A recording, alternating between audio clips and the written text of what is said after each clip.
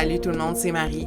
Je voulais prendre quelques instants pour introduire cette version longue de l'entrevue qu'on a réalisée en avril-mai 2023 avec Hugues Lefebvre-Moras. C'était une entrevue qui parlait du patinage, de la rumeur. Puis, dans le fond, notre but avec cet épisode-là, puis cette entrevue-là, c'était un peu d'arrêter de démoniser ces pratiques-là du gossip, puis de voir en fait quels usages puis utilités cette pratique-là peut avoir dans des communautés marginalisées, pour les femmes, notamment pour les communautés queer. Et Hugues, c'était intéressant ce qu'il pouvait apporter parce que il a passé une bonne partie de sa vie académique à essayer de décrire le phénomène du cruising dans la communauté gay. Donc, c'est rendez-vous plus ou moins anonymes et non planifiés, en fait. Les lieux fréquentés par la communauté qui sont non officiels ou des rencontres de nature sexuelle peuvent avoir lieu. Donc, toute une pratique qui est fondée sur la rumeur, sur le non explicite, sur les affaires qu'on lit entre les lignes, les affaires qui se murmurent. Donc, on trouvait vraiment très pertinent d'avoir la perspective de Hugues sur le patinage. Et puis, d'autant plus que Hugues aussi s'intéresse à la culture pop. Ça a été aussi l'occasion pour nous, là, tu sais, de niaiser à propos de les rumeurs qui couraient autour de l'émission RuPaul's Drag Race à ce moment-là. Il y a aussi l'autobiographie de Ginette Renault qui venait de paraître, fait qu'on a eu des boutades par rapport à ça. Fait que, bref, je pense que c'est une entrevue à réécouter, à savourer. Je vous souhaite une belle écoute. On est ici avec mon ami Hugues Lefebvre-Moras et puis c'est au hasard d'une conversation dans notre quartier avec un café que j'y parlais dans le fond de l'épisode qu'on allait faire sur le patinage. Puis là, ben, il y avait des affaires super intéressantes à me raconter. Puis j'étais comme, hey, ça te tente-tu qu'on t'invite pour jaser de gossip? Fait que, ben voilà, Hugues Lefebvre-Moras, merci d'être avec nous. Allô, merci à vous de m'inviter. Je suis très content de pouvoir venir patiner avec vous sur ce magnifique podcast. Merci d'être là. Puis avant qu'on commence, de quelle manière aimerais-tu te présenter à notre auditoire? Oui, donc ben c'est ça, Hugues Lefebvre-Moras, c'est moi. Je suis designer, chercheur, podcasteur. C'est d'ailleurs comme ça qu'on s'est rencontrés, Marie. Mhm. Je fais surtout de la recherche et de la création sur les enjeux d'espace et de communauté queer et LGBT.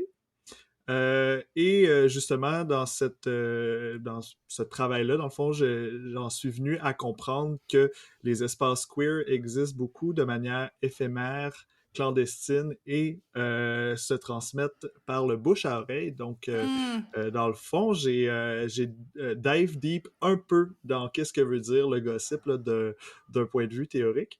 Mais aussi, ben, j'aime juste ça beaucoup gossiper en tant que bonne personne queer qui, qui veut savoir tout le hot tea. Puis parlant de hot tea, est-ce que t'as vu passer quelques détails crunchy de la récemment publiée autobiographie de Ginette Renault? Oh mon Dieu, je sais que c'est dans les Jean Coutu que ça a été distribué Oui. en dehors du réseau des librairies. J'ai même entendu une entrevue avec le gérant de Ginette qui essayait de défendre ses choix à une émission littéraire qui semblait prendre plus le parti des libraires. Fait que là, c'était une entrevue quand même où il y a beaucoup d'opinions partaient d'un bord puis de l'autre. C'était très intéressant. Mais je n'ai pas dive deep dans les détails crunchy de la vie de Ginette Renault. Mais bon, de ce que je peux connaître un peu, j'imagine qu'il y en a beaucoup et que j'aimerais bien avoir le compte rendu. Personnellement, je vais peut-être pas être celui qui va lire tout en détail, mais j'avoue que avoir une fiche résumée, là, ça serait pas pire. Fait que, écoute, je pense que un des détails les plus crunchy, là, c'est que à Uh-huh. cause que Ginette Renault a le syndrome des ovaires polykystiques, elle a, Wow. et je cite, une inextinguible libido. Puis elle dit que pendant les premiers jours de ses règles-là, elle a des afflux de désir qui sont très irritants. Wow, Alors, irritant. c'était Rien de moins. peut-être ouais, c'est peut-être du TMI, mais moi, c'est comme l'affaire que j'ai qui m'a le plus marqué de ce qu'on. Moi, je l'ai pas lu, mais dans ce qui est ressorti dans les médias, là, puis cette révélation-là est dans le chapitre qui s'intitule Une grosse toutoune. Alors, une œuvre littéraire, sans doute, de grande qualité. Ben Mais oui. voilà, on l'aime, Ginette. Ben oui, Ben mais oui. honnêtement, moi aussi, hein, mes ovaires, même chose.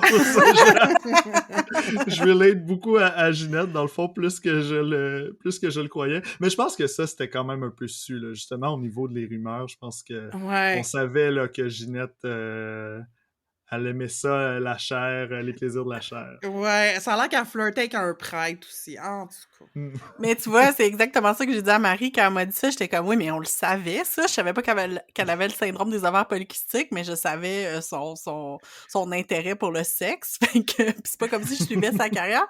Mais en tout cas, merci, Hugues, pour ton ajout d'informations sur la tournée dans Les Gens Coutus, parce que j'avais compris qu'elle faisait une tournée des Gens Coutus, mais j'avais pas compris que c'était en lien avec son livre. Parce que Ouais. l'autre gossip que moi j'ai vu par rapport à Ginette Renault, c'était il y a un TikTok qui se promène d'une fille qui fait autographier son tatou de la face de Ginette sur sa cuisse. Donc, si vous avez pas encore vu ça sur TikTok, ça va peut-être passer dans votre For You page bientôt. Yes, fait que là, elle avait déjà un tatou, puis elle Oui, va le faire signer, puis elle va faire... Wow, exactement. j'adore. Puis ça se passe, tout ça J'adore. se passait dans un Jean Coutu, évidemment. Donc, mais blague à part, là, c'est quoi ta relation avec comme les potins de célébrités puis tout ça, comme à quel point t'en consultes, c'est quoi les potins qui t'intéressent? Ben, moi, faut dire, avec, mettons, la pandémie, j'ai pris quand même un petit recul des médias sociaux, sauf sur Twitter. J'ai Hmm. délaissé Instagram. Je me suis rendu compte, en fait, que j'aimais peut-être moins le côté on fake notre vie parfaite sur Instagram, mais je préfère qu'on fake notre vie de merde sur, sur Twitter. Ça me fait beaucoup plus rire les gens qui poussent à la blague, qui ont des problèmes de santé mentale et qui ont le IBS, puis que c'est tout le temps, ça me fait beaucoup rire. Fait que je me retrouve plus, c'est ça, dans l'humour sarcastique de Twitter que c'est ça, la fausse vie parfaite d'Instagram. Et là, ben c'est ça, en Twitter, on le sait, en plus, depuis que c'est Elon Musk qui est propriétaire, c'est vraiment un shit show, mais c'est comme c'est ça, un crash d'auto, on aime ça, voir ça aller. Fait que j'avoue que j'ai suivi de près ou de loin tout ce qu'on a vu avec, mettons, le procès de Johnny Depp et Amber Heard, toute la saga de Free Britney. Mais moi, je dirais que personnellement, c'est vraiment, je suis un grand fan de Drag Race. Je pense qu'on se reconnaît entre nous Yeah! ici sur le pod. Fait que ouais, je consomme à la fois sur YouTube et sur Twitter. Là, j'essaie de pas aller voir les spoilers. J'aime quand même pouvoir écouter une Mhm. saison et être happé par la production et le editing et me laisser guider par les producteurs de Drag Race. Mais j'aime quand même savoir ce qui se passe et quand... ben, tu sais, il y a le... Je sais pas si vous écoutez des fois les lives qui sont tournés au bar Roscoe's. Oui! Oui. Ouais, c'est ça, parce que ça, dans le fond, c'est qu'ils font... ils écoutent les épisodes live quand ils sortent, mais il y a des queens qui viennent l'écouter avec le public. Puis c'est Mhm. souvent les queens qui sont présentement sur la saison. Ouais. Puis là, ils viennent dire, puis là, ça joue avec les limites de leurs NDAs, là, des choses qu'ils ont dit, qui ont signé légalement un contrat qu'ils n'auront pas le droit de dire, mais là, ils le disent quand même un peu. D'ailleurs, justement, parlant de gossip, j'ai entendu dire que Neisha Lopez, qui va être sur All-Star 8, qui Oui. commence la semaine prochaine, ben en fait, c'est elle qui anime Roscoe's. C'est elle Oh. qui est en résidence, l'animatrice qui reçoit les autres queens invitées. Et semble-t-il que son look d'entrée dans le workroom, on l'a vu dans le preview que c'est elle avec un saut de prisonnière, avec des menottes, puis c'est parce que le rapport qu'elle entretient avec la production du fait de briser les NDA. Fait qu'elle arrive déjà en étant oui, coupable. Je vais briser drôle. le NDA et je vais dire tout le tea à la sortie de la saison. Oh, wow! Mais justement, Ouais. j'étais surprise de l'avoir dans le cast du prochain All-Star parce que j'avais comme l'impression que c'était parmi les queens, là, tu sais, parce qu'on s'entend qu'il y a des queens même très célèbres qui veulent plus rien savoir puis qui disent qu'ils retourneront plus sur la franchise. Fait que j'étais comme, me semble, j'étais comme, c'est pas la vibe que j'avais d'elle, mais Ouais. en même temps, ça doit être très payant. Exact. Puis peut-être que les producteurs aussi, ils sont comme, tu sais, mettons, je sais que, par exemple, Willem, qui était à la saison 4, a vraiment, tu sais, comme détruit le show. Ça fait des années que sur son podcast, il bâche la production, mais peut-être que la production aussi, pas plus fine qu'une autre, est comme, ah ouais, mais ça fait de la bonne télé, tu sais. Fait que même si elle nous a backstabé, tu sais, on va pouvoir capitaliser ultimement, là. Fait un petit jeu de coulisses comme ça, là, ouais. Willem, qui est, je pense, la seule queen qui a été éliminée pendant une saison, je veux dire, comme qui a été disqualifiée, excusez, parce qu'il y a eu certaines personnes qui ont été comme, quote-unquote, disqualifiées pour des blessures, tu sais, mais on s'entend que ça, c'est comme autre chose, là. Mais, il me semble, il n'y a pas eu d'autres queens qui ont été disqualifiées, puis il y a eu tellement de rumeurs sur, comme, les raisons pour lesquelles elle a été disqualifiée, là. Moi, ce que j'ai retenu, c'était que ils se sont arrangés avec la production, dans le fond, que Willem avait déjà pris un engagement d'être comme sur une production théâtrale, puis que ça conflictait avec l'horaire de production de la saison. Fait qu'ils ont comme sorti l'excuse qu'il avait contacté son chum pour le faire sortir, mais dans le fond, c'était comme arrangé d'avance. Ça, j'avais jamais entendu. Ça, c'est ce que j'ai entendu sur Reddit.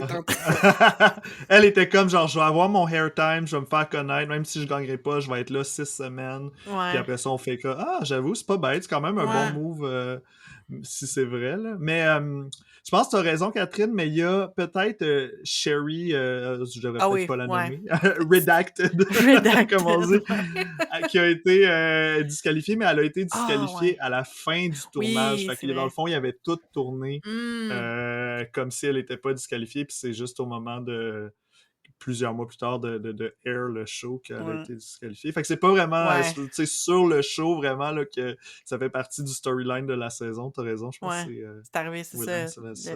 La disqualification est arrivée comme juste avant la finale, en fait, Ouais, c'est la saison la plus bizarre de Drag Race. Oui, parce qu'elle a fini en plus en pandémie avec comme un crowning dans le salon de Jada Essential. Elle est juste assise sur son divan.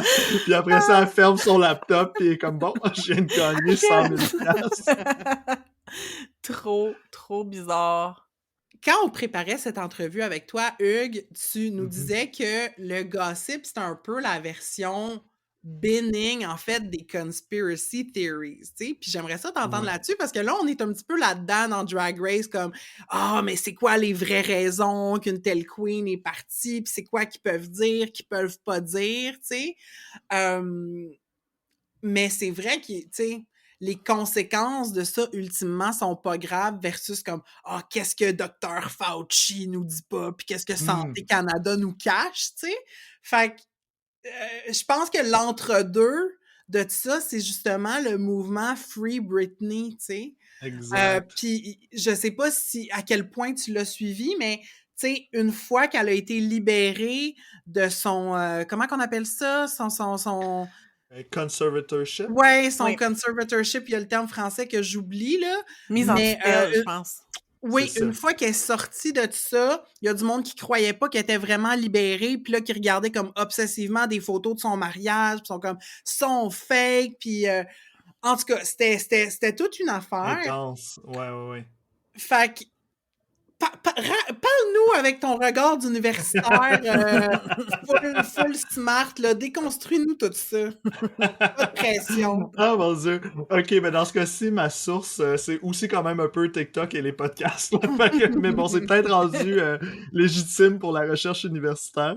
Mais oui, non, t'as full raison, effectivement, parce que c'est ça, tu sais, il y a comme, j'ai l'impression qu'il y a des échelles de gossip, tu sais. Mm. Il y a une échelle que tu gossipes avec ta meilleure amie autour d'un café, comme on l'a fait un peu, Marie, pour parler des trucs proches de nous. Puis là, après ça, il y a tout ce qui se passe sur les médias sociaux, puis il y a comme un shift entre le gossip interpersonnel qui habituellement est fait pour rester privé, tu sais.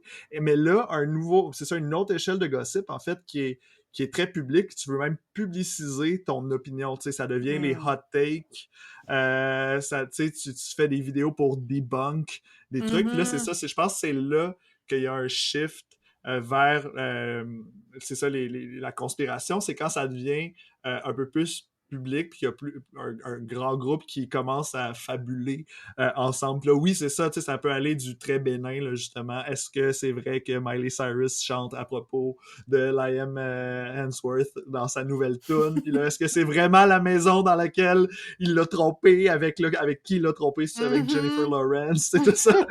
Ultimement, c'est ça, c'est juste des histoires de cœur, des affaires, en fait, qui se passent aussi avec nos meilleurs amis, là, qui trompent leur blonde et whatever, tu sais. Mais c'est, effectivement, Free Britney, c'est devenu un entre-deux pop culture, mais aussi des conséquences légales. Là. Les gens ont commencé à appeler la police, puis là, ça débarquait chez elle, puis là, elle a été obligée de faire des sorties pour dire comme, genre, arrêtez d'appeler la police pour qu'ils se pointent chez moi, là, tu sais, c'est comme, c'est vraiment, ça brise mon intimité et tout, là. Fait que je pense que oui, quand ça part sur une sheer, puis je pense que le mouvement Free Britney, on l'a vu, là, c'était vraiment fort comme mouvement, là. Oui, puis ça a eu du bon puis du mauvais. C'est ça qui est weird, tu sais, c'est que c'est du monde qui ont commencé par décoder un peu ces stories qu'elle faisait sur Instagram, puis était comme, OK, clairement, des fois, il y a des vidéos ou des photos qui sortent avec une caption écrite par Britney, puis il y en a d'autres que on dirait que c'est écrit par quelqu'un d'autre, fait que c'est quoi qui est en dessous de ça, puis là, les gens ont uncover, puis ça a fini par une révocation de sa mise en tutelle, mais là, c'est ça, c'est qu'après ça, les gens continuaient d'être obsessés puis de décoder ce qu'elle publiait de manière obsessive, puis là, on l'a vu dans un restaurant, elle avait l'air droguée, what does that mean, elle est encore sous le contrôle de son mari, puis là, c'est... En fait, ce que j'ai compris après coup, c'est qu'elle a vécu une espèce de psychose parce qu'elle a décidé d'arrêter sa médication. Puis elle a eu une période d'instabilité pendant quelques mois et pour éviter que ça remette en question sa liberté nouvellement acquise, son mari filtrait un peu des choses, tu sais, évitait de trop la montrer, pour pas que ça mette sa liberté en cause. Mais là, les gens étaient comme, ben, dans le fond, son mari, c'est un popette de sa famille, puis c'est comme, tu sais, on n'a pas toutes les informations. Faut se garder une petite gêne, des fois. Oui, ben c'est ça. Ben, le but du mouvement Free Britney aussi, c'était qu'elle soit libre et donc qu'elle puisse faire ce qu'elle veut, tu sais.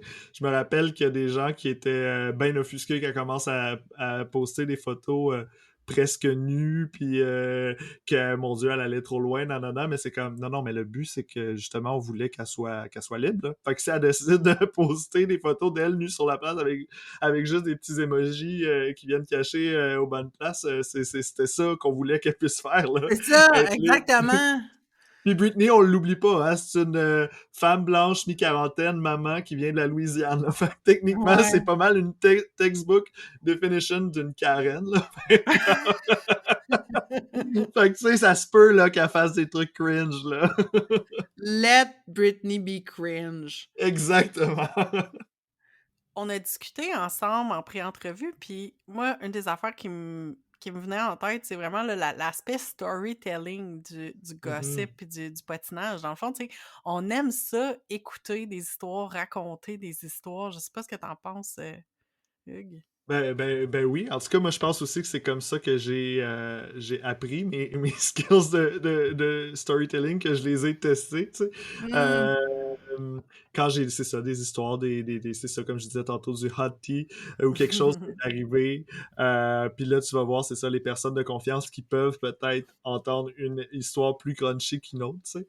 Mais là, tu sais, là, tu commences à raconter, puis là, tu commences à savoir où puncher, qu'est-ce qui va faire rire. J'ai l'impression que c'est ça, que ultimement, c'est quasiment devenu un style de stand-up en soi, tu sais, de gossiper à propos de quelque chose, ou si c'est pas du stand-up, c'est justement, comme on le disait, des fois, les debunk vidéos, tu sais, quand même, il faut une trame narrative, tu sais, arriver, quand est-ce qu'il va y avoir le punch, justement, tu sais, du secret qui arrive, c'est vraiment...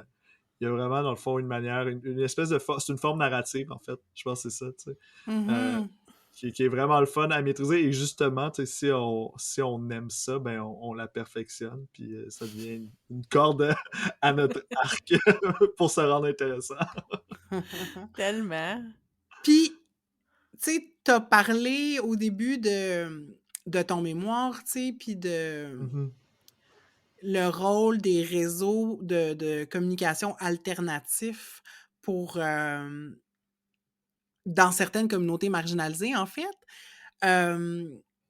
Puis en parlant, au début, tu disais, ben, tu sais, du fait que je suis queer, nécessairement, tu sais, je suis orientée vers le gossip. Peut-être dans la communauté queer, directement, qu'est-ce que tu vois comme étant les usages du potinage?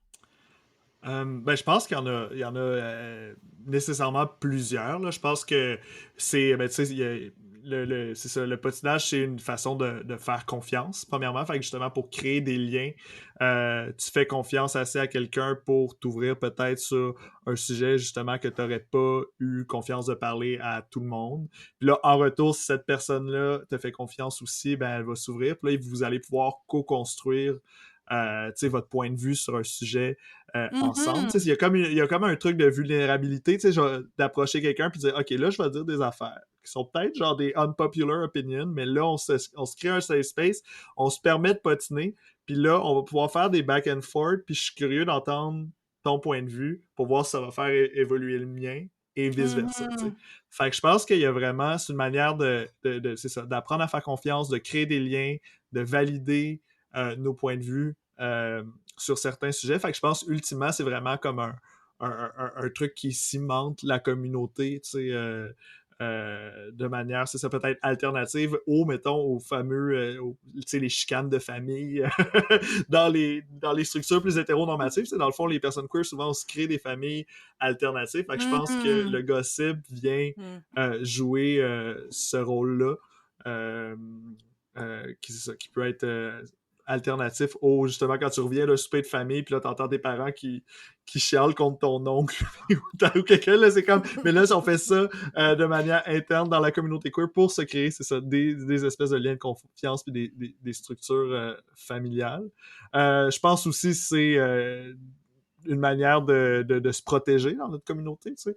Je vous entendais justement aussi parler de Whisper Network dans la pré-entrevue. Je pense qu'effectivement, c'est vraiment une façon dont on a appris à gérer certains éléments de sécurité dans notre communauté, parce qu'on n'a pas, on va pas avoir recours nécessairement au même système parce qu'on est des communautés marginalisées, justement, fait qu'on fera pas nécessairement entrer la police, on fait pas confiance au système de justice nécessairement. Des fois, on n'a pas, c'est pas des affaires aussi graves qui se rendent jusque-là. Fait qu'on a des systèmes, dans le fond, de régulation par l'effet de norme. Puis, tu sais, ultimement, ça vient, je lisais, tu sais, pendant la pandémie, il y a eu beaucoup d'histoires de shaming, là, quand il a commencé à avoir... les dénonciations là, des gens qui allaient dans le sud faire des parties à Puerto Vallarta, tu sais, gays over COVID. Puis là, justement, on voyait des queens de Drag Race là, qui étaient partis en catimini, puis là, ils se faisaient outer.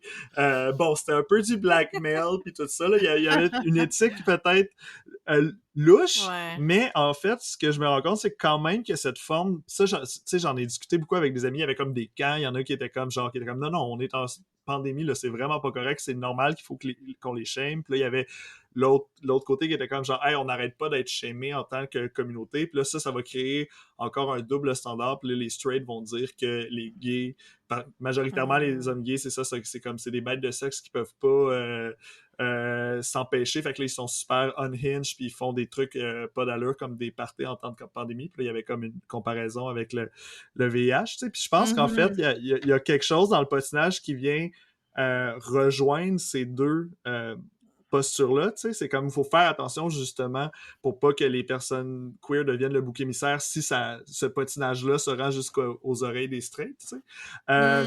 Mais en même temps, il y a quand même un usage au shaming. Puis j'en parlais avec, en fait, des amis qui sont de culture autochtone. Puis en fait, quand le shaming vient d'un cercle de personnes dont tu cares, genre, ça devient plus le roasting. Tu sais, se faire roast, là, bien cuit par les gens que t'aimes. Fait que dans le fond, tu sais, se faire read encore, pour reprendre le langage des drag queens. Fait que quand ça vient, c'est ça, des personnes qui care pour toi puis tu cares de leur opinion, ben là, ces espèces de réseaux de patinage-là, bon, va comme t'inciter à changer des comportements. Fait que c'est une forme de justice réparatrice, en fait. Fait que je pense que le patinage intra-communautaire peut servir à ça dans les communautés queer aussi, genre.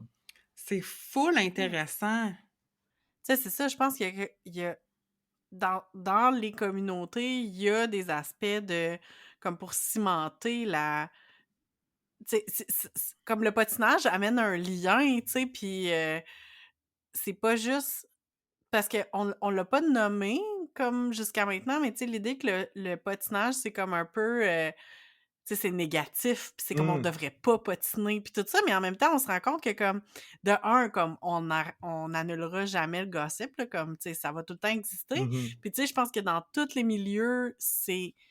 Dans plein de milieux, je pense que dans les communautés marginalisées encore plus, mais tu sais, dans toutes les communautés, dans tous les espaces, tu sais, comme tu faisais le parallèle avec la famille, dans les milieux de travail aussi, tu sais, comme le monde que, tu sais, justement, là, moi, je sais que ça m'arrive tout le temps que quand il y a quelqu'un qui me... Comme j'apprends quelque chose au travail, ben là, j'ai comme certaines collègues que je suis comme « Hey, as-tu entendu ça? » Tu sais, comme, c'est normal, puis ça vient comme... Ça fait partie du lien social, là, tu sais, je sais pas trop comment le dire, puis c'est comme... c'est ça, puis je trouve ça intéressant de voir comme, tu sais, même des aspects qui sont plus, tu sais, de... Ben, je pense qu'on amène souvent l'idée qu'on parle dans le dos du monde, genre, puis là, on devrait pas parler dans le dos du monde, mais en même temps, on s'entend qu'on veut pas dire tout ce qu'on pense à tout le monde tout le temps parce que, comme, la société éclaterait. Ouais! Puis, mais cet aspect-là de comme tu sais, tu peux comme justement le dire « Ah ouais, mais là, t'as-tu vu ça? » Mais là, après ça permet, tu sais, l'exemple que tu donnais tantôt, Hugues, sur les personnes qui étaient allées dans le sud pendant pendant les mesures de confinement, puis tu sais, de dire ça amène le débat, tu sais. À la limite, il y aurait peut-être pas eu le débat s'il y avait pas des exemples concrets sur lesquels on veut parler, tu sais. Je sais pas ce que vous en pensez. Ben, moi, mon avis là-dessus, c'est que, puis c'est après avoir vu des vidéos TikTok sur le sujet, entre autres, là, que je me suis rendu compte que, justement, des utilités du patinage, parce que c'est ça, c'est très mal vu, tu sais, dans la culture chrétienne, comme on ne médite pas. Je pense que c'est comme un des commandements, là, genre. Mais c'est ça, c'est pas bien vu, alors que des fois, il t'arrive, mettons, des situations dans des relations d'amitié, puis t'as besoin de le processer, mais c'est pas toujours utile de processer directement avec la personne, tu sais. Fait que ça peut être une manière de réduire ou de prévenir les conflits ou de préparer mieux les conflits, de juste comme le processer out loud avec quelqu'un d'autre, tu sais. Puis ça me fait rire, je me rappelle de, je pense que c'est Vincent, notre invité, Vincent du podcast Mental Health Much, qui disait que les thérapeutes, c'est un peu des gossip doctors. Oui. Mais je t'ai envoyé un Oui, TikTok là-dessus comme hier. mais que Mais j'avais oublié que Vincent nous avait dit ça, mais oui, c'est c'est vrai. que, dans le fond, tu sais, c'est un professionnel avec qui tu aides à démêler les histoires qui se passent avec ta famille, avec tes amis, ton chum, ta blonde. Fait que je pense que c'est sain, puis je pense que le thérapeute est pas perçu aussi négativement parce que c'est comme si là, on parle à un parti neutre, tu sais. C'est ça. Mais qu'est-ce qui est si mal de parler à quelqu'un qui est peut-être pas aussi neutre, Mhm. mais qui va t'amener une perspective qui est pas exactement la tienne, tu sais, qui va te permettre de peut-être voir la situation sous un autre angle Mhm. ou de te confirmer des instincts que tu as à propos d'une personne. Fait que, Ouais. tu sais, ça combine l'aspect de confiance entre les individus, de sécurité, mais aussi de processer ce qui t'arrive. On peut pas juste tout réfléchir par nous-mêmes. Il y a des affaires qu'il faut qu'on nomme à un moment donné, je trouve. Puis Ouais, le ouais, ouais, gossip ouais. permet ça. Non, tout à fait. Avec quelqu'un qui est, justement, comme tu le dis, pas 100% nerd. Fait que des fois, son input sur la situation, vu qu'elle connaît Ouais! le contexte, ça aide. Des fois aussi, t'as juste besoin d'être validé, tu sais. T'es comme, là, je vais gossiper, Mhm. puis t'es obligé de prendre mon bord. Là, je veux juste que quelqu'un valide. Là. Je vais ventiler, tu prends mon bord. Des fois, ça m'arrive, tu sais, je veux juste ventiler avec quelqu'un, puis là, la personne commence à jouer à l'avocat du diable. Je suis comme, non, là, Oh, c'était pas ça que non, non. j'avais besoin en ce moment. Je voulais juste que quelqu'un valide, mais non, c'est ça, c'est tout à fait. Mais je pense que c'est un rapport d'échelle, comme on disait tantôt. Tu sais, quand c'est un truc qui est Mhm. public, puis que c'est justement qui va avoir la meilleure take, qui va avoir le meilleur scoop, il y a comme quelque chose qui peut être performatif quand c'est ça, tu sais, sur les médias sociaux, mais quand c'est l'espace sécuritaire que tu crées avec quelqu'un, ça a vraiment un autre rôle. Puis tu sais, sur le côté négatif, c'est vraiment intéressant là, quand tu dis, Marie, que c'est ça, on voit pas les thérapeutes de manière négative, mais quand on le fait entre nous, là, soudainement, c'est parler dans le dos. Mais je pense aussi, tu sais, les communautés queer, on a existé et on existe toujours beaucoup par les non-dits, tu sais, beaucoup Mhm. par justement Mhm. les rumeurs, les trucs non officiels, éphémères, langage codé, tu sais, pouvoir passer dans la rue, mais après ça arriver dans un autre. Tu sais, on est comme. On revêt divers costumes, tu sais, le code switching pour, c'est ça.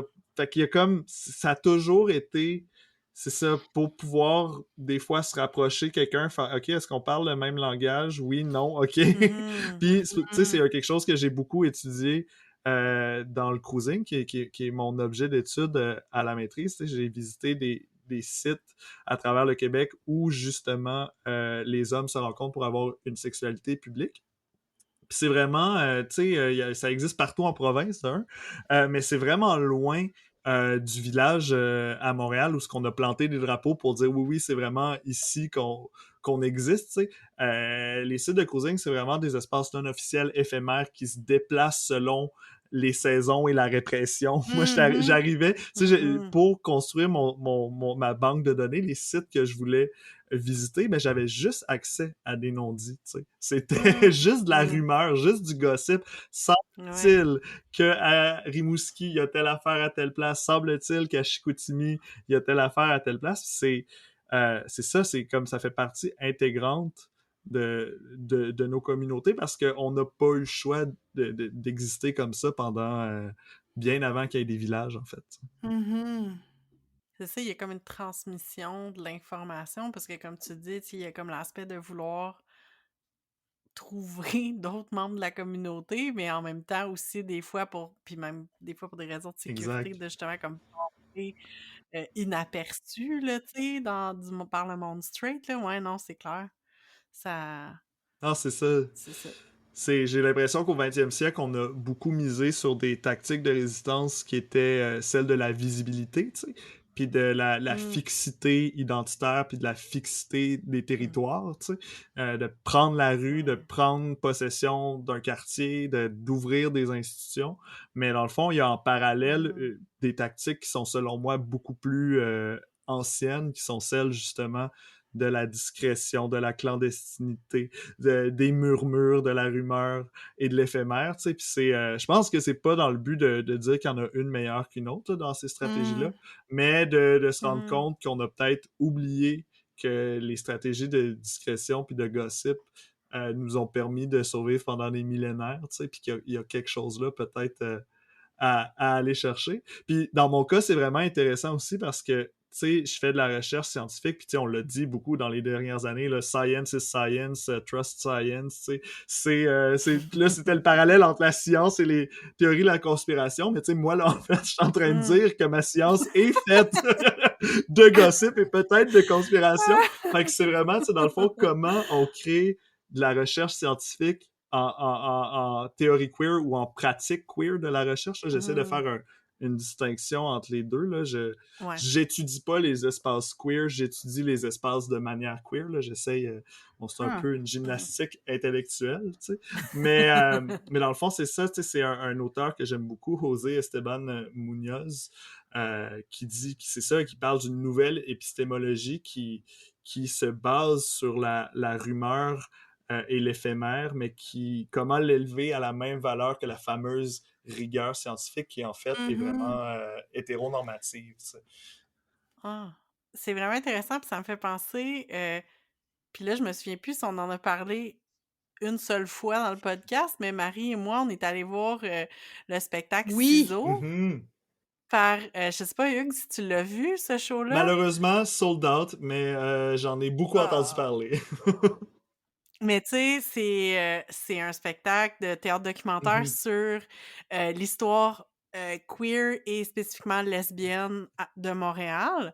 Mais il y avait de ça aussi, là, tu sais, comme parce que je trouve que dans cet aspect-là, puis dans le fait de faire de la recherche sur des non-dits, mais il y a comme cet aspect-là aussi de visibiliser ces espaces-là qui Mhm. sont comme Mhm. pas connus. Puis je pense à toutes les entrevues qui ont réussi. Ben, en fait, les deux personnes, Mélodie Noël Rousseau puis Geneviève Labelle, qui ont fait ce show-là, qui ont réussi à avoir accès à des archives Mhm.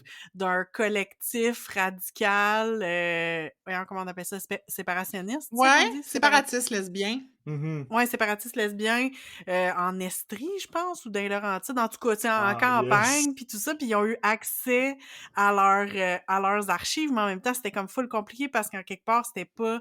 Tu sais, on s'entend que c'est comme des archives pour ce mouvement-là, super gardées, comme, tu sais, leur but à ce collectif-là, c'est pas d'aller mettre ça sur YouTube, là, tu sais, on Mhm. s'entend, là, c'est des archives super personnelles, mais que là, les personnes qui ont fait le show Ciseaux, ils ont été capables d'avoir accès à ça pour pouvoir construire Ah, l'histoire queer qui est tellement et lesbienne qui est tellement non dit, tu oui, sais. oui, oui. C'était Ah non, mais non, c'est ça. mais en fait, Munoz parle c'est ça, d'une approche documentaire, justement, tu sais, parce qu'il lit beaucoup, tu sais, il parle, son concept principal, c'est la futurité queer, la queer futurity. Il dit que la queerness, on va jamais arriver à un monde 100% queer, tu sais, l'utopie, par définition, Mm. est inatteignable, mais on travaille tous les jours pour s'en approcher, tu sais. Donc, il dit que tous les petits actes de résistance toutes justement les événements qui sont éphémères, une soirée queer qui mais laisse des traces et nous permettent d'actualiser l'utopie dans le présent. Puis il dit justement que ça, en fait, ça existe depuis tout le temps. Donc, l'Utopie queer, c'est une Mm. série de petits événements éphémères qui participent à la création d'un fair monde queer. Donc, il y a toujours un rapport passé-futur parce que ces événements-là laissent des traces sur lesquelles on construit par la Mhm. suite. Mm. Mais comme, c'est ça, les archives queer, c'est minime, on a peu de traces, on doit toujours combler le vide entre les... Tu sais, comme un dessin pointillé quand on est enfant, tu sais. Mhm. Fait qu'il y a toujours, Ouais, dans ouais. une approche documentaire queer, quand on se tourne vers le passé, comme il faut combler le vide, ben là, on tombe dans la création d'un futur potentiel. Tu sais. Fait qu'il y a vraiment quelque chose de Mm. cyclique dans le temps. Donc, j'imagine, c'est ça. Malheureusement, je l'ai pas vu, Ciseaux, mais de ce que j'ai compris, c'est ça. Il venait un peu partir d'une base qu'on sait qui est concrète, mais qui est tellement incomplète qu'on se permet d'en ajouter un peu plus. Fait que là, Ouais. le passé devient réalité parce qu'on l'actualise dans le présent, puis on a comme inventé quelque chose. Fait que non, je trouve ça fascinant, en espérant que ça va être en supplémentaire. J'aimerais ça pouvoir l'attraper au passage. c'est pas pour te faire chier, mais moi, j'y retourne une deuxième fois à Québec. C'est ça, Mais il reste peut-être des billets pour Québec, mais j'avoue, ça va j'ai te pas prendre un road trip. regardé.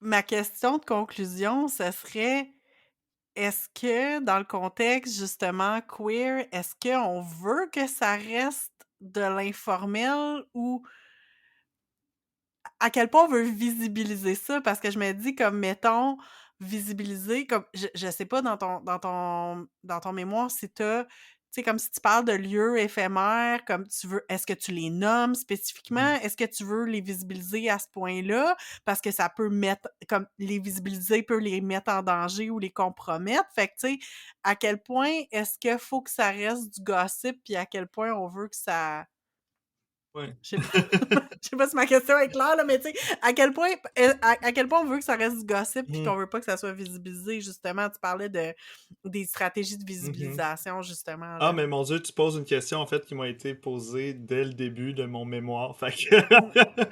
c'est de OK. justement, tu sais, mettre sur la carte, tu sais, parce qu'ultimement, c'est ça, étant en design, en Mmh. architecture, Ouais. je cartographie, moi, le plan, Ouais. tout ça, c'est mes outils de travail.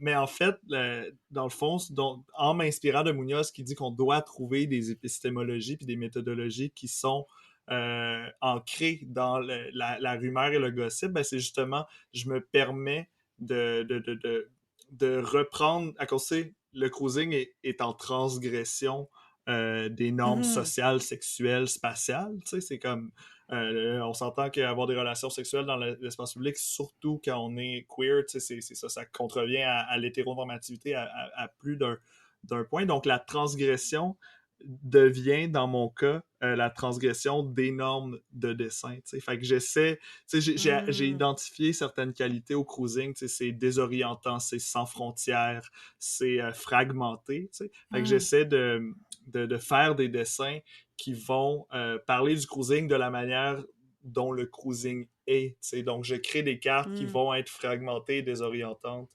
Hmm. Plutôt que... Donc, tu sais, mettons la petite phrase là, que j'utilise pour vendre mon projet, c'est que je crée un atlas, ultimement, du paysage du cruising au OK. Québec, mais c'est un atlas dans lequel on se perd plutôt qu'on retrouve son chemin, tu sais. Parce que Hmm. le cruising, c'est un Mmh. peu ça, tu sais, c'est flâner le long des sentiers, justement, de manière un peu désorientante.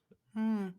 Mais moi, je vois un parallèle dans ce que tu dis, puis ce que j'ai mentionné tout à l'heure par rapport à le gossip. Tu sais, il y a certaines choses qui doivent rester dans l'ordre du caché ou du privé ou du Mmh. confidentiel parce que Mhm. ce n'est pas tout qui est utile de révéler au grand jour, tu sais. Mhm. Si j'ai un problème avec une personne de mon entourage, mais il y a quelque chose qui me dérange, mais je me suis pas fait une tête, ça peut être plus utile d'en parler justement à mon thérapeute ou à un bon ami pour comme processer dans ma tête avant, tu sais, d'annoncer ça, puis je vais pas me mettre à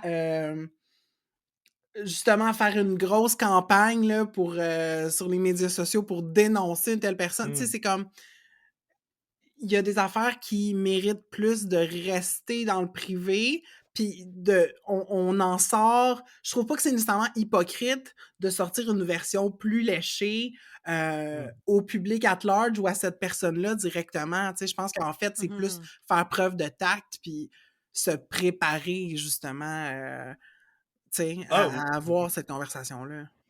Oui, oui, non, c'est vraiment, c'est ça, une question de confiance, puis de safe space, puis aussi de, un peu genre, if you know, tu sais. Tu sais, il va Mmh. peut-être avoir des clés, des clés de lecture pour les personnes qui sont au courant, tu sais.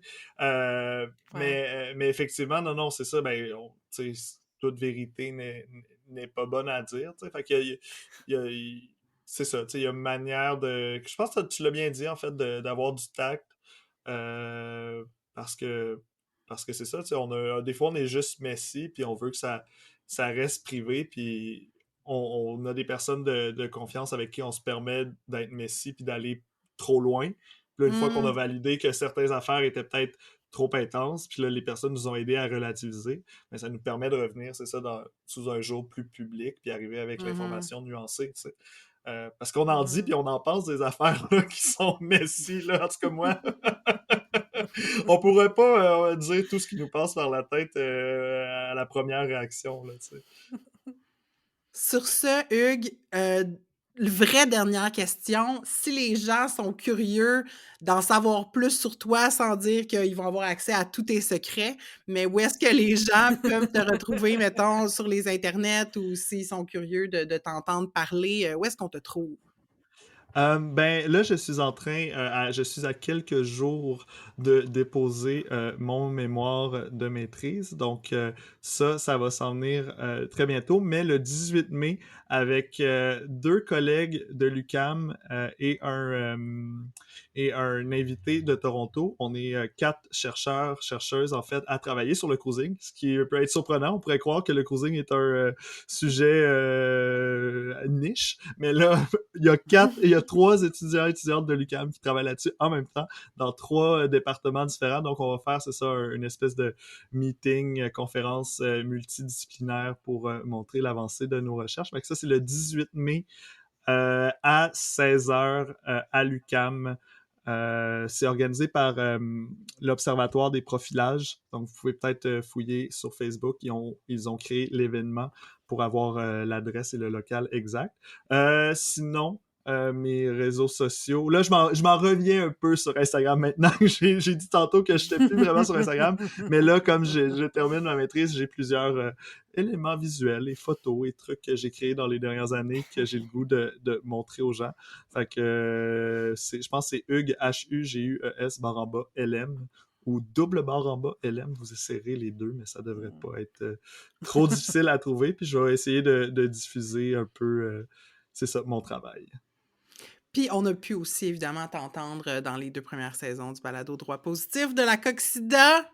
Yes, ben Excellent oui! balado d'éducation. Allez écouter ça, tout le monde, et de sensibilisation aussi. Ben, merci. Quel montage Le montage incroyable! est formidable. Ben oui, on vient de rapper la 2e saison. Donc, c'était un projet que j'ai adoré faire et en espérant qu'il y ait une 3e saison, peut-être. Ouais, on sait pas. Ben, merci full, Hugues! Merci à vous. Je suis vraiment content d'être venu parler de trucs à la fois deep et légers. Je pense que c'est le thème de votre émission. C'était vraiment le fun. Merci beaucoup. Merci.